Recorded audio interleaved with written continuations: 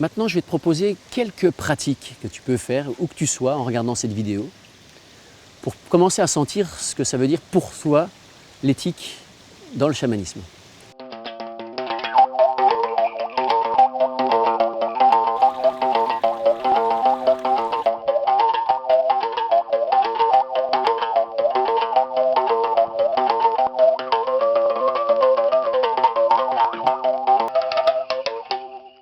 La première chose, je t'invite, où tu es, à fermer les yeux.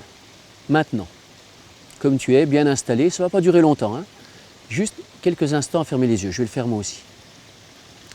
Et puis à partir de là, puisque tu as décidé de t'intéresser au chamanisme, que tu as déjà quelques pratiques et que tu t'es abonné à notre formation, c'est que c'est quelque chose qui t'intéresse. Peut-être as-tu déjà rencontré des chamans ou peut-être en as-tu une image. Et là, avec les yeux fermés, je vais juste t'inviter à imaginer ce que c'est pour toi un chaman, une chamane. Ce que c'est pour toi, celui avec lequel tu aimerais travailler. Peut-être c'est un mélange de plusieurs que tu as rencontrés ou il apparaît là comme ça dans ton imaginaire. Juste quelques instants te dire, tiens, avec ce chaman-là, j'aimerais bien chamaniser. Ça n'existe pas comme terme, mais je trouve ça rigolo. J'aimerais bien chamaniser avec ce chaman-là ou avec cette chamane-là. Voilà, quelques instants encore, que tu puisses voir quel type de chaman, quelle région, quel âge, quelle pratique. Voilà, tu peux rouvrir les yeux. Et juste avec ce petit exercice, je ne sais pas ce qui est apparu. Je ne sais pas ce qui est apparu pour toi.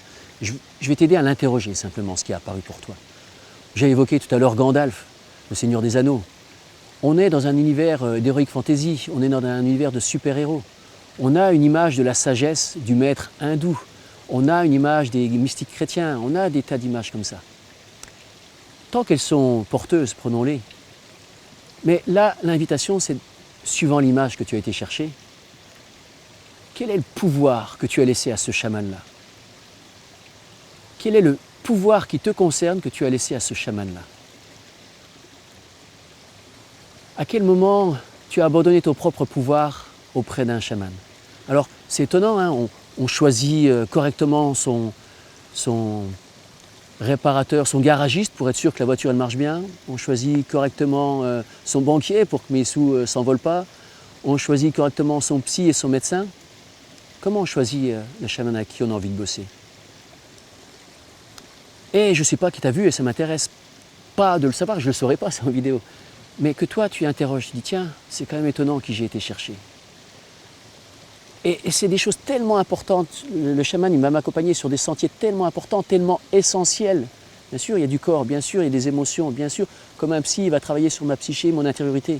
Il va peut-être travailler sur quelque chose, il va m'accompagner sur un chemin encore plus essentiel, spirituel, mon âme, mon essence, mon soi. Comment il va pouvoir m'accompagner? Et quelle figure de pouvoir j'ai été chercher? Je peux faire un tout petit détour par la psychologie moderne qui va nous parler victime, bourreau, sauveur. J'aime bien être attentif à ça. Parce que si tu as été chercher un chaman qui était un sauveur, je dis ça parce que je reçois énormément de demandes comme ça, auxquelles je ne peux pas répondre. On vient me dire « Ah, j'ai déjà été voir tous les médecins, j'ai déjà été voir tous les psys, ils ne peuvent rien pour moi. Est-ce que vous, en tant que chaman, vous pouvez faire quelque chose pour moi ?» À ce niveau-là, je ne peux rien. J'espère que le chemin du chamanisme, il va être de t'accompagner sur ta propre voie de responsabilité. Et donc, si tu te places en position de victime, tu vas chercher des sauveurs qui, immanquablement, à un moment ou à un autre, vont se retourner contre toi et vont devenir des bourreaux.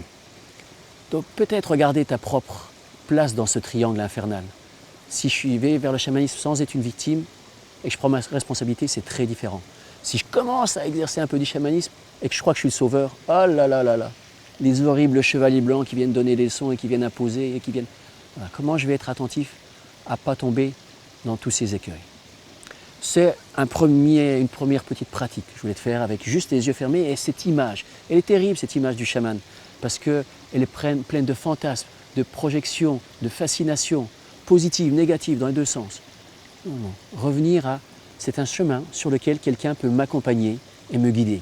Exactement de la même façon qu'en haute montagne. C'est bien, je prends un guide en haute montagne parce que c'est pas que c'est gentil ou c'est méchant, c'est casse-gueule. C'est des endroits où il faut faire attention. Le chaman, c'est un bon guide normalement. Mais c'est toi qui vas marcher. Et petit à petit, tu apprendras à faire de la moyenne montagne tout seul. Et petit à petit, voilà, tu prendras des guides de plus en plus haut pour monter de plus en plus haut si tu as envie. C'était la première pratique que je voulais te proposer. La deuxième pratique que je vais te proposer là maintenant, c'est une invitation à faire quelque chose pendant au moins les quelques jours qui suivent avant la prochaine vidéo, qui sera sur un autre thème. Pendant ces quelques jours, je t'invite à faire le pari de Pascal. Je ne te demande pas de croyance. Je ne sais pas si tu te souviens, le pari de Pascal, il dit c'est pas idiot de faire le pari en la croyance, en l'existence de Dieu, parce que s'il n'existe pas, j'aurais fait le pari et je me serais bien comporté, il n'y aurait eu aucun risque. S'il existe, waouh, j'ai gagné le paradis plutôt que l'enfer. Alors là, je ne te parle pas de paradis ou d'enfer, mais le paradis de Pascal sur une chose très simple, sur ce qu'on a dit ici. Et si tout était vivant? Pendant une semaine, et si tout autour de moi avait une âme, était vivant? Et si je pouvais entrer en relation? Et si tout était sensible, si ce monde était sensible, que je sois dans la nature comme ici, c'est facile, c'est merveilleux de sentir la sensibilité. Que je sois en ville, que je sois dans mon appartement, voilà, que je sois relié à plein de choses. Et si tous les objets me reliaient à ceux qu'ils ont créés, aux intentions qu'ils ont mis dedans, si je fais ce pari pendant une semaine, de me sentir un tout petit peu plus connecté, comment ça va me changer mon comportement? Comment même mon comportement avec les objets va être différent? Comment je vais... C'est rigolo, des fois quand on se cogne dans une porte, on dit pardon. Bon, on n'est pas obligé de dire pardon chaque fois quand on se cogne dans une porte, mais je peux avoir un petit peu plus de respect avec un bol, parce qu'il a été créé par un artisan, ou par une entreprise, par des gens, même si c'est au bout du monde, respect.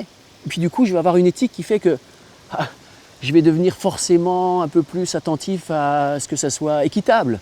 Voilà, plutôt du commerce équitable. Et naturellement, si je pense que tout est vivant, que tout est sensible et que je peux entrer en relation avec toute chose, eh ben, je vais naturellement avoir un comportement éthique qui apparaît par moi-même, qui surgit en moi, qui n'est pas apporté par l'extérieur. C'est le petit jeu auquel je t'invite à participer jusqu'à la prochaine vidéo. Être attentif à tout ce qui m'entoure avec ce pari, pas une croyance, un pari. Peut-être même c'est faux. Allez, allons jusque-là. Peut-être même c'est faux. Peut-être que rien n'est vivant. Mais tu vas voir que ça va changer ton comportement. Je ne te demande même pas d'y croire. Si un jour tu sens les choses vivantes, mais je ne te demande même pas d'y croire. Je t'invite juste à explorer ce qui se passe si tu fais comme si c'était vivant, vibrant, sensible, et avec lequel je peux entrer en relation. C'est pratiquement ma définition des esprits. Ce qui est vivant, sensible, vibrant, plein d'énergie, et avec lequel je peux entrer en relation et en interaction. Même sans parler d'esprit, on va le faire avec chaque chose qui m'entoure maintenant.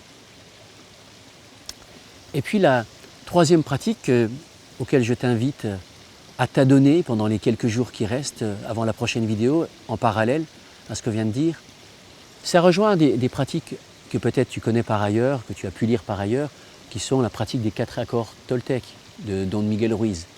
Il l'a très bien expliqué, et merci à lui. Et pour le faire très simple, que tu connaisses ou pas, revenir à quelque chose en chamanisme qu'on appelle marcher sa parole. Et à nouveau, pendant les quelques jours qui suivent, une invitation à marcher ta parole. Ça veut dire être attentif à tout ce qui sort de moi. On peut être attentif à tout ce qui rentre, tout ce que je mange, que je mange des choses saines, que je mange des choses pures, puisque ce qui rentre en moi va me transformer.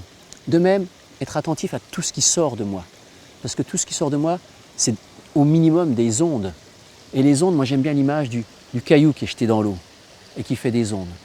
Alors, tout ce que je dis, toutes mes paroles ont des conséquences.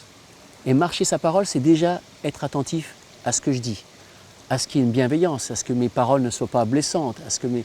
Ok, de l'humour, mais à quel moment l'humour devient moqueur? À quel moment voilà. Donc je suis attentif à ma parole. Et marcher ma parole, c'est 2 étapes, c'est être attentif à tout ce qui sort de moi, toutes mes paroles. Et la deuxième étape, ça va être devant mes engagements, ça va être devant tout ce que je dis, que je le fasse. L'éthique, elle commence là. Il ne s'agit pas d'avoir une morale qu'on annonce devant les scandales actuellement de certains politiques, de certains gens dans le showbiz sont terribles. Parce que c'est « fais ce que je dis, ne fais pas ce que je fais ». Et l'éthique, elle va se placer à cet endroit-là. Marcher sa parole, ça va être « je vais essayer d'être attentif à ce que je dis, parce qu'après j'ai la responsabilité de cheminer sur cette voie. Oh, je ne vais pas faire croire que je suis un saint. Je ne vais pas m'avancer dans ce domaine-là. Je ne vais pas dire que je suis parfait. Je suis un chaman très humain, très imparfait. Mais je vais juste essayer d'être attentif à mes paroles et à dire ce que je fais et à faire ce que je dis, encore plus. C'est le petit jeu auquel je t'invite, voilà les deux petits jeux auxquels je t'invite à pratiquer ces choses jusqu'à la prochaine fois. Après, il se passe cette chose étonnante, c'est que ça devient comme une seconde peau, c'est que ça devient une attention, c'est que ça devient une petite lumière dans un coin de conscience qui fait que, oula, je suis en train de parler, qu'est-ce que je dis, à qui je m'adresse, comment l'autre va le prendre, quelles seront les conséquences. Je suis dans un lieu, comment je ne le pollue pas, je prends un objet qui a été façonné par un tel, qui a eu sa propre vie, si c'est un objet naturel. Ok, c'est du bois, ça a été un arbre, il a fallu qu'il se nourrisse d'autres. Et là, d'un seul coup, je vis dans un monde magique. L'invitation, c'est de jouer à ça pendant une semaine, sans que ça soit une croyance, et de voir ce que ça transforme de ta vie. Et puis après, si ça te plaît, tu continues, hein. Ça se fera un peu tout seul, tu auras la petite lumière qui dit « je suis attentif à ça, je suis attentif à ça ».